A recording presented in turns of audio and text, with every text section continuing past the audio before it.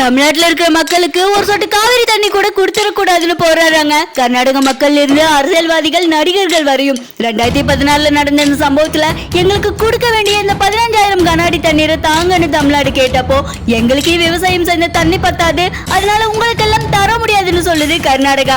தமிழ்நாடு கேட்டு பாக்குது, அப்பயும் கேட்கல. மற்ற மாநிலங்கள் சொல்லி பாக்குது, அப்பயும் கேட்கல. மத்திய அரசை எச்சரிச்சு பாக்குது, அப்பயும் கூட கர்நாடகா கேட்கவே இல்லை. இறுதியா காவிரி மேலாண்மை வாரியமே நேரடியா கர்நாடகாவுக்கு போய் செக் பண்ணி பார்த்துட்டு, உங்களுக்கு தான் போதுமான அளவு நிறைவே தண்ணி இருக்குல்ல, அப்ப தமிழ்நாட்டுக்கு திறந்து விடுங்கன்னு சொன்னப்போ, அப்பயும் கூட தமிழ்நாட்டுக்கெல்லாம் எங்கனால தண்ணி கொடுக்க முடியாதுன்னு தைரியமா சொல்லியிருக்கு கர்நாடகா. இதே ஒரு 30 வருஷத்துக்கு முன்னாடி கர்நாடகா இப்படி பேசியிருக்கும்னு நினைக்கிறீங்களா?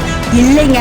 இப்ப தண்ணி தரமாட்டேன்னு வீதியில இறங்கி போராடுறவங்க எல்லாம் இதே கொஞ்சம் வருஷத்துக்கு முன்னாடி வீட்டுக்குள்ள இருந்துட்டு கூட தமிழ்நாட்டுக்கு தண்ணி தரமாட்டேன்னு வாயை கூட திறந்திருக்க முடியாது.